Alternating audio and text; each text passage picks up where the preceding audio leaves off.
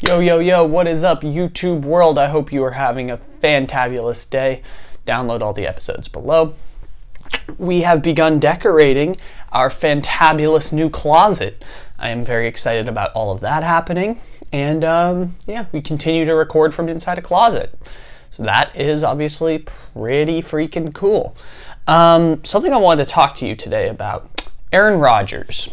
And Aaron Rodgers has been in a fascinating position for a few years now, where the fact that he's still able to put up the ridiculous numbers that he was able to before, getting implemented with a new offense, especially an offense that wasn't as stagnant as McCarthy, in combination with the fact that everything that was going on prior to that, it gave him a real opportunity to flourish. And I wanted to talk about this because it's been 1 year since the fantastic article written by Tyler Dunne, basically an investigative piece on everything that happened in the Rodgers-McCarthy relationship, how the organization felt that Rodgers was overstepping his ground as a leader and as a face of the franchise, the fact that he was no longer respondent to Mike McCarthy, he was no longer willing to make any kind of adjustments for Mike McCarthy. He wanted to be able to call his own plays, and the relationship had just totally soured over the previous year plus, which ultimately led to Mike McCarthy being fired immediately after they lost to the Arizona Cardinals, who would end up having the #1 pick. It was the only road win for Arizona the entire season.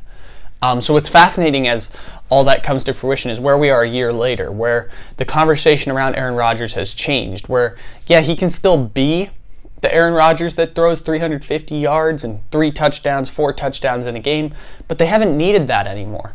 They've needed him to just be Aaron Rodgers, the guy that can throw 220 yards a game, be able to establish the run game because people have to respect the pass in that offense, building a defense to give him the help that he needs, and new coaching schemes that are predicated on running the ball. It's been a different look for Aaron Rodgers, and it was still enough to get them to the NFC Championship game. I think he was the MVP of their playoff game against the Seattle Seahawks, and he was still able to be Aaron Rodgers, the face of the franchise, despite the fact that he is 36 years old, despite the fact that he was reduced in his role this year. But they saw winning in a first year under a new system.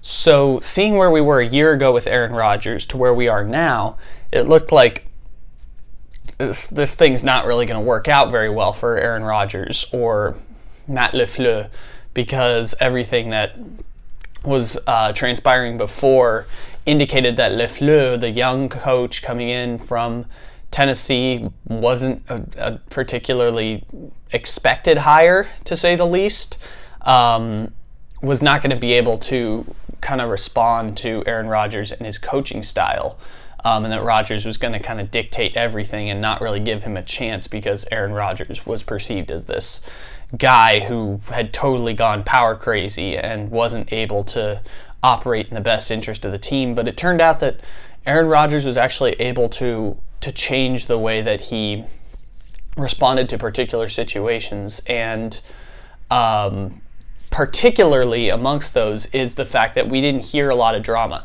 He's always talking up his coach, constantly engaging with his coach, which is a normal thing, but just something that we had been told from the Tyler Dunne article wasn't really happening in Green Bay at all.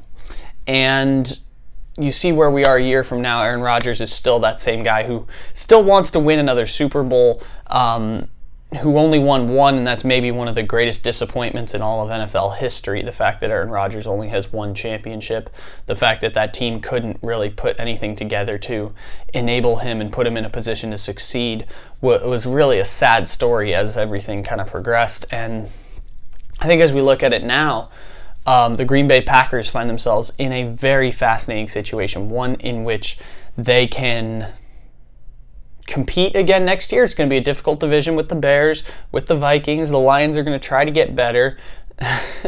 That seemed really disingenuous because it kind of is. And it's a tough situation for everyone to be in because you know, it's challenging, and that's what football is supposed to be. It's supposed to be taking that next step from where you got to the NFC Championship game. You got wiped out of the building by San Francisco. I mean, you're watching that game, and you're saying in the second quarter, there is no way humanly possible that the Green Bay Packers could win that football game. And it's going to be difficult coming back again next year. I think Green Bay is in a better position now than they were a year ago, where it looked like that organization had no control and that they had given Aaron Rodgers the full power based on his accomplishments, and that it was his organization, and that it was going to be a multitude of 7 and 9 seasons year in and year out. And Aaron Rodgers totally changed that, and I commend him for changing the public perception about him in a very, very quick, consistent way. And still, in only their first year, going into their second year under this new system with Matt LaFluer.